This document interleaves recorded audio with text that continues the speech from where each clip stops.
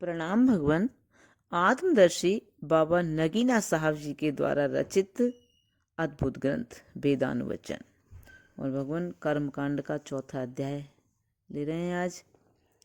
काफ़ी बड़ा है थोड़ा, तो कई उसमें ले लेंगे भगवान इसको।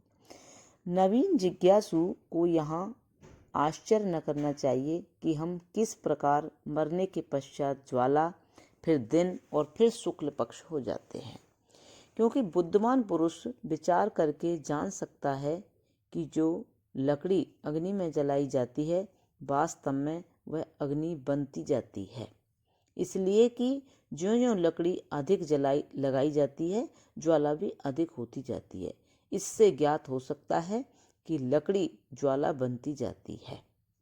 फिर ज्वाला भी इसी तरह प्रकाश बनती जाती है, क्योंकि ज्यों-ज्यों ज्वाला अधिक होती जाती है प्रकाश भी अधिक होता जाता है।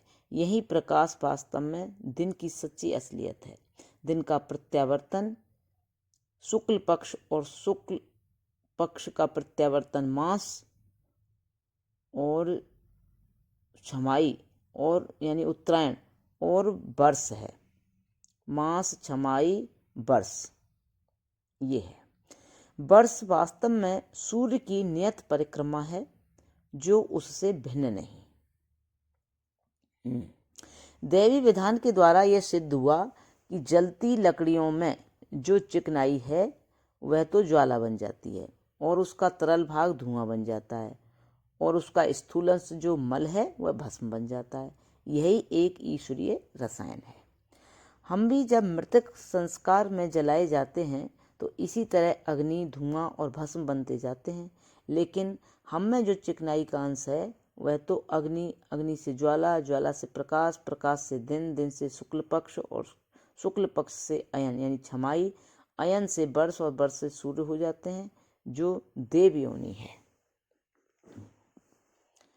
परंतु हम में तरल भाग जलकर धुआं बन जाता है और धुआं से अंधकार, अंधकार ही वास्तव में अंधेरी रात का सच्चा स्वरूप है।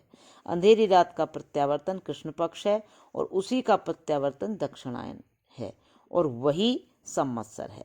यह संवत्सर चंद्रमा की एक नियत परिक्रमा है, जो उससे पृथक नहीं।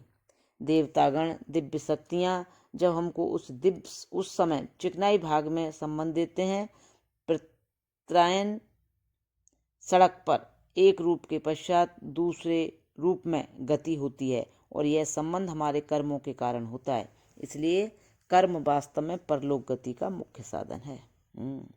वह कर्म जो इस प्रकार की परलोक गति का मुख्य कारण है वास्तव में ईश्वरीय रसायन है, जो संस्कृत में होम कहलाता है। यह ईश्वरीय रसायन अग्नि द्वारा होती है, इसलिए अग्नि में होम करना वस्तुतः ईश्वरीय रसायन का अनुष्ठान करना है। इसका विशेष विधान ब्राह्मणों को ज्ञात है। ब्राह्मण रासायनिक हैं, जो अग्नि द्वारा आप रसायन क्रिया करते और हमसे भी रसायन क्रिया कराते हैं, और आप आकाश पर चढ़ते अर्थात परलोक गमन करते, हमको भी आकाश पर ले जाते हैं अर्थात परलोक गति कराते हैं। इसलिए परलोक गति के लिए अग्नि और ब्राह्मण हमारे द्वार और ईश्वरीय सहायक हैं। अतः जो व्यक्ति अग्नि और ब्राह्मण इन दो द्वारों के बिना परलोक गति की इच्छा करता है वह भ्रांति और घमंड में है। यह रासायनिक कर्म भी समष्टि रूप से दो प्रकार का है, या तो देव कर्म है या पितृ कर्म। देव कर्म में तो अग्नि श्रेष्ठ होती है और पितृ कर्म में ब्राह्मण। देव कर्म में अग्नि को श्रेष्ठ समझकर उसमें आहुति दी जाती है, और पितृ कर्म में ब्राह्मण को श्रेष्ठ समझकर उसके मुख में आहुति दी जाती है। जब तक हम प्रसाद की ओर नहीं बुलाए जाते तब तक उक्त दो प्रकार का कर्म करते रहना हमारा कर्तव्य है, और ये मृत्यु तक दो प्रकार का कर्म करते हुए हमारी अंतिम आहुति उस अग्नि में होती है, जो हमारा द्वार और पूज्य है, और जिसके द्वारा हम आकाश पर चढ़ते सोमराज या देवता हो सकते हैं। परंतु जब हम प्रसाद की ओर बुलाए जाते हैं और ज्ञान यानी आत्मानुभव प्राप्त करते हैं, तो कर्म कांड के कर्तव्य समाप्त हो जाते हैं। और जब हम प्रसाद की ओर बुलाए जाते हैं और ज्ञान यानी आत्मानुभव प्राप्त करते हैं, तो कर्म कांड के कर्तव्य समाप्त हो जाते हैं और हम स्वतंत्र होते हैं परलोक गति यानी स्वर्गीय उन्नति हमें मुफ्त में मिल जाती है। हम किसी का भी सहारा नहीं पकड़ते। इसका वर्णन हम दूसरे भाग में करेंगे यानी ज्ञान कांड में। शायद कोई प्रश्न करे कि पितर क्या है और देवता क्या है, तो हम संक्षेप से उनका तत्व भी वर्णन कर देते हैं। पितर का अर्थ माता पिता है और देवता का अर्थ जानने और कर्म करने की इंद्रियां यानी असली शक्तियां हैं। जिनके द्वारा हम जन्म पाते हैं वही पितर हैं, और जिनके द्वारा हम तत्व विवेक प्राप्त करते और गतिशील होते हैं वही देवता हैं, इंद्रियां। यह न समझ लेना चाहिए कि शारीरिक जननी जनक ही केवल पितर हैं, अपितु दिव्य तत्व हमारे जन्म के कारण रूप हैं।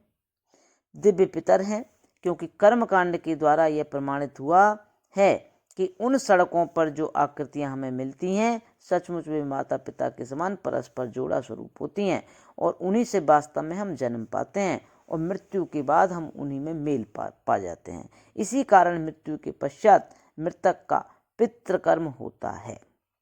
पहला पितर सूर्य और चंद्रमा का जोड़ा है जो उष्णता और तरलता से मिलाप पा रहा है। दूसरा पितर संवत्सर है जो उत्तरायण और दक्षिणायन से मिलाप पा रहा है। तीसरा पितर मास है जो शुक्ल पक्ष और कृष्ण पक्ष दोनों से मिलाप पा रहा है। चौथा पितर दिन रात है जो प्रकाश और अंधकार से मिलाप पाता है। पांचवा पितर अन्न है जो वीर और रज से दपित हुआ है।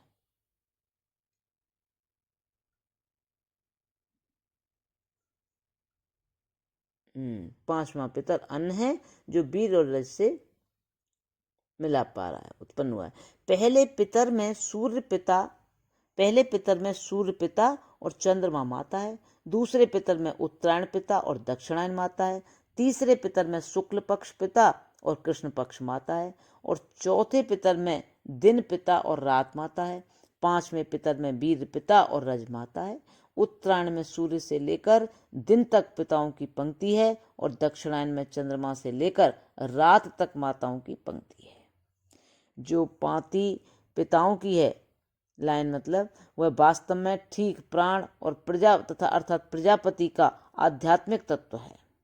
जो पांति पिताओं की है वह वास्तव में ठीक प्राण अर्थात प्रजापति का आध्यात्मिक तत्व है। जो पांति माताओं की है वह वास्तव में ठीक रई अर्थात प्रजापति का शारीरिक तत्व है जो बदलता है। अतः जो व्यक्ति पितरायन सड़क पर चलता है वास्तव में सोमराज होता है, वह शारीरिक ऊर्ध्व गति पाता है, और जो व्यक्ति देवयान सड़क पर चलता है वह आध्यात्मिक मानसिक ऊर्ध्व गति पाता है जो नित्य शाश्वत है।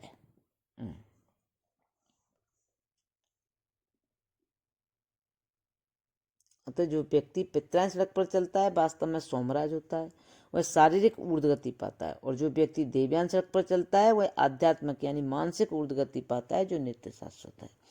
ये पिता और माताएं हमारी उत्पत्ति के कारण व हेतु हैं। जैसे माता पिता बच्चे को गोद में लेकर पालते पोसते हैं, इसी तरह हमको मृत्यु के बाद उनकी गोद में जाना होता है और उन्हीं में गर्वित होकर ऊर्ध्वगति होती है। ये सब पितर प्रजापति के पुत्र प्रजापति रूप हैं, जो प्रजापति हमारा आदि पिता है। संस्कृत में इन पितरों को दिव्य पितर बोलते हैं, परंतु वे पितर जो अग्नि में जलकर इसमें मेल पाते हैं अग्निस्वाता कहलाते हैं, क्योंकि जो अग्नि में अन्न होकर इनसे मेल पाता है वही अग्निस्वाता होता है। उन्हीं के नाम से पिंडदान होता है। ये बातें जो ऊपर वर्णन की गई हैं हम ही नहीं कहते, वरन पिप्लाद मुनि ने कात्यायन ऋषि को भी इसी पर संकेत किया है। जबकि कात्यायन ऋषि ने ऐसा प्रश्न किया कि हे भगवान, हम कहाँ से उत्पन्न होते हैं और कौन हमारा जनक है। अब भगवान यहाँ से आगे मुनि ने क्या उत्तर दिया उसको कल लेंगे। प्रणाम भगवान। ओम शांति शांति शांति।